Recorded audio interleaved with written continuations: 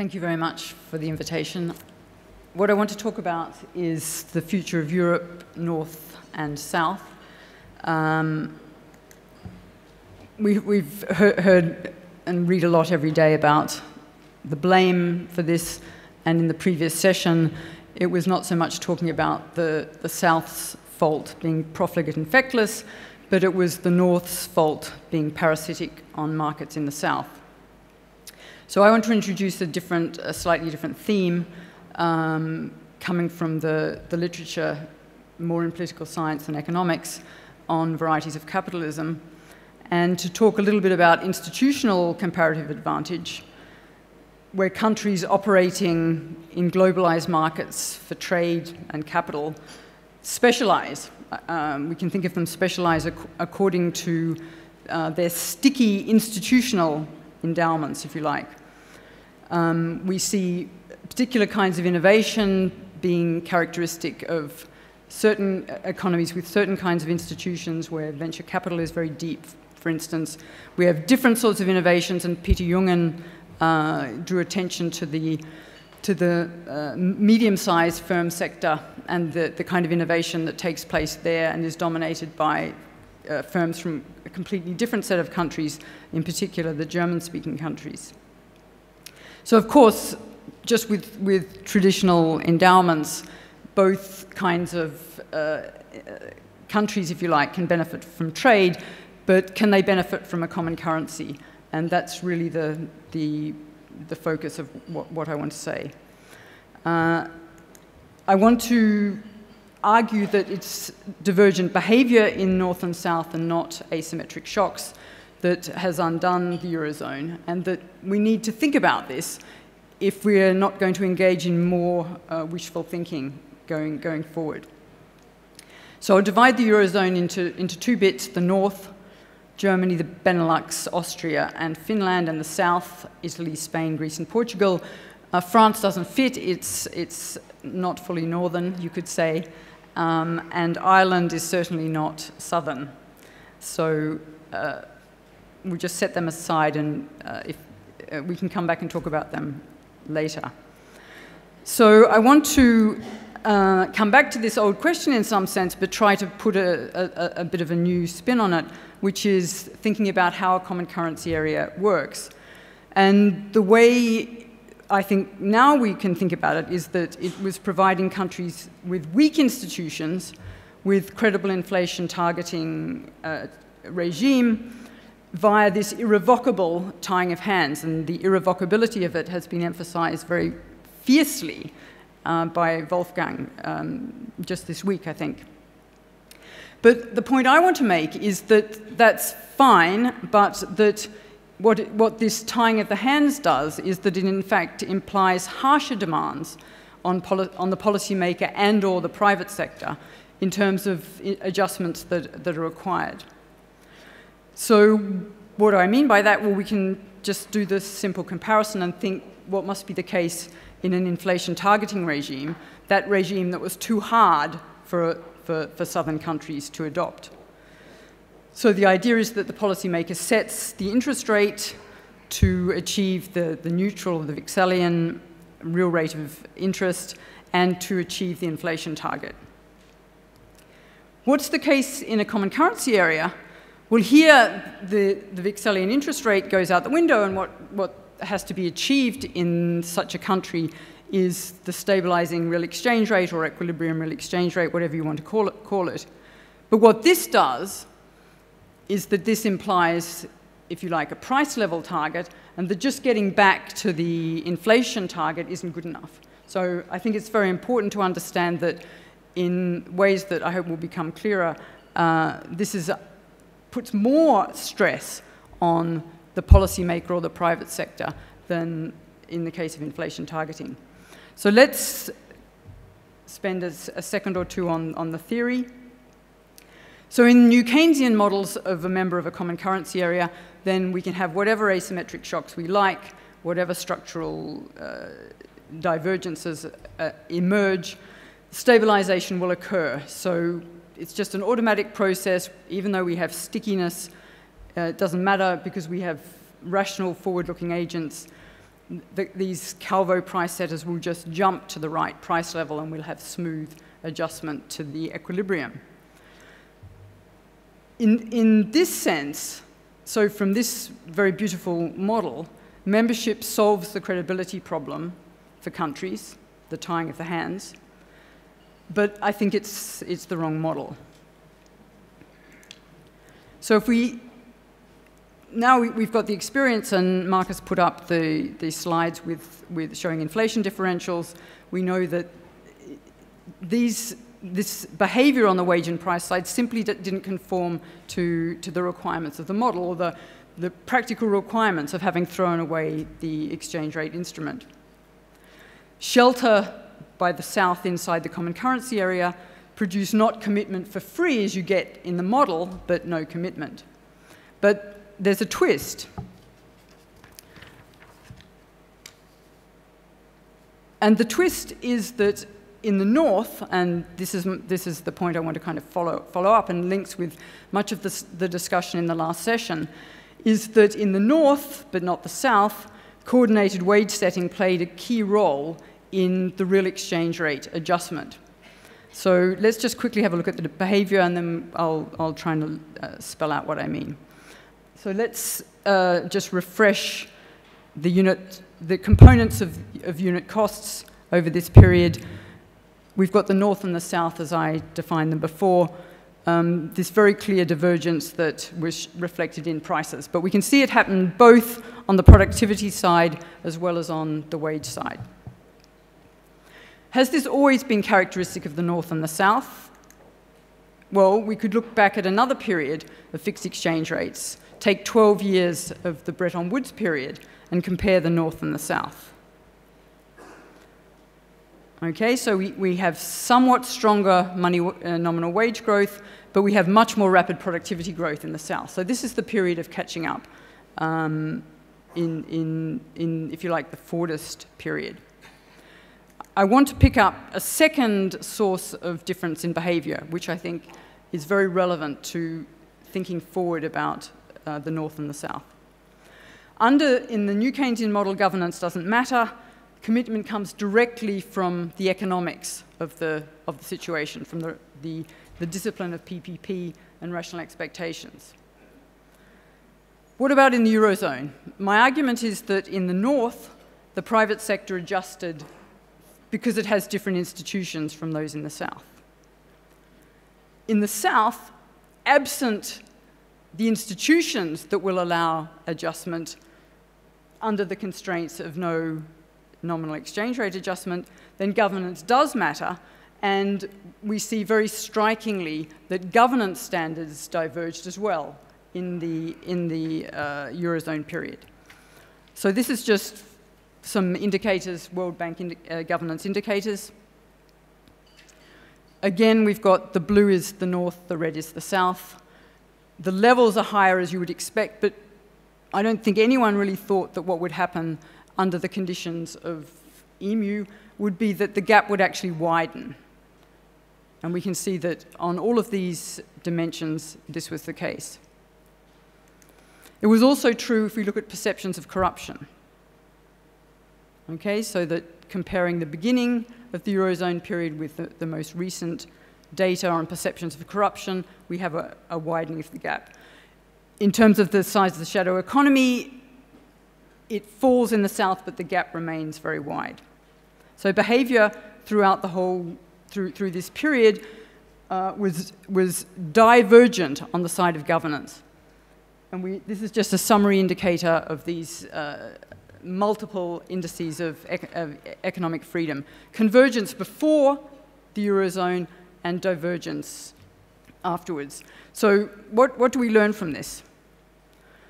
I think we learn from this that we have two types of economy in the Eurozone, a set of coordinated economies with large wage setters that can target the real exchange rate, another set of economies of non-coordinated economies also with large wage setters and fractious unions that can't. Why do we need to have some view about how the German economy operates?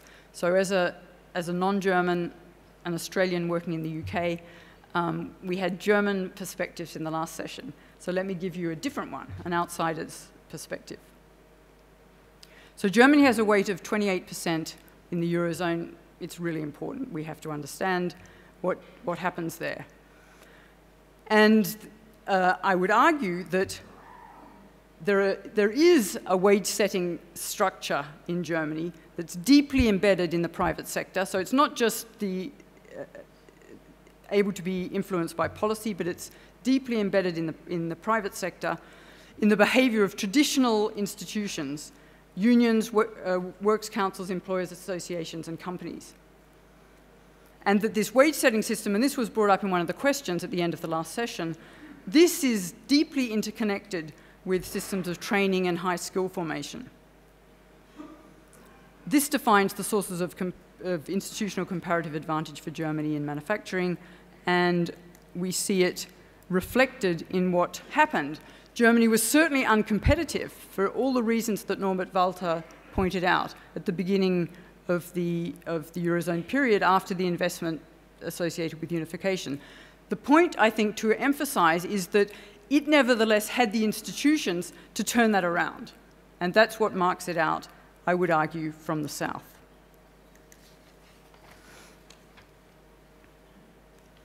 So I think we have two growth models. We have a growth model in the North based on the ability to, if you like, to target the real exchange rate. It's centered on the incentives that are required to sustain a high skill base in a particular segment of manufacturing that's able to move up market under competitive pressure. The growth model in the South, on the other hand, is based on growth in non-tradables, and we've seen plenty of evidence of that in the last couple of days. As has been pointed out, Germany did not perform well during the Eurozone period. Germany was the sick man of Europe. In fact, Germany and Italy grew at the identical rate. Okay, so these economies, one north, one south, had exactly the same growth rate up to the pre-crisis period. But what was going on behind that feeble growth? So my argument is that given the constraints of common currency membership, the German economy had the institutions to, if you like, undertake very serious and deep restructuring that we can see reflected in this completely different performance of productivity and wages as compared with Italy. Exactly the same growth, stagnant, but a great deal was happening inside the German economy that was not happening in the Italian economy. So what was happening in Germany? And again, this was referred to by Peter and other speakers, I think Norbert as well in the last session. What were German companies doing during this period? They were engaged in completely reorienting their strategy to take advantage of new production sites in Central and Eastern Europe. And what that went along with all kinds of deals with works councils about wage moderation in exchange for guarantees about training, investment, etc. In East Germany, things were happening as well, very slowly, with the transfer of about 4% of West German GDP every year, a huge investment. But eventually, in 2000, unit costs in East Germany fell below those in West Germany, and the painful, painful task of creating a tradable sector in that region began. And if you look at the data for East Germany, you realize that creating a tradable sector out of a completely dysfunctional one is an extraordinary task, even when governance institutions are reasonably good. Compare that with Italy, exactly the same laggardly behavior in terms of growth. There seems to be very little restructuring happening either in the centre-north, and there was absolutely no sign of catch-up of the Mezzogiorno in this period. If we turn to okay, that's the past, and we're supposed to be thinking about the future of Europe. So what should we think about? How should we think about this? What have we learned from this experience? Well, successful membership of a single currency area requires that discipline, the tying of the hands, actually has some translation into behaviour. Okay, that's what's required. The growth of unit labour costs has to be at the common currency area inflation rate, and there has to be an ability to adjust the real exchange rate in response to shocks or in response to differences in structural change across economies. Coordinated economies, the North, deliver this via the private sector on the whole. Non-coordinated economies don't.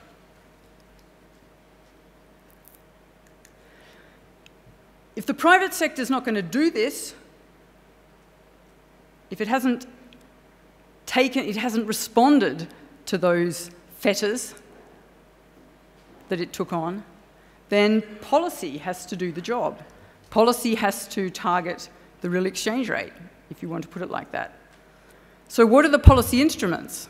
Well, we might think of fiscal policy councils, but we then have to think of an active fiscal policy, not a simple debt break, for instance. As we know, Spain, as these divergences were developing during the Eurozone years, Spain was running strong surpluses and its debt ratio was falling. Debt rules were not a binding constraint on Spain. So a different way of thinking about fiscal policy, of having a policy instrument, would be needed for these problems to have been mitigated. What this, I think, highlights is the demands that are placed on effective policymaking and governance under these conditions. Or we have to have major institutional changes from non-coordination with large wage setters, which is what characterizes the southern economies, to some different variety of capitalism. And the discussion this morning that Eric Bergloff talked about in relation to the Baltics captures a different, if you like, a different institutional constellation. So are we thinking of that as the future for the South?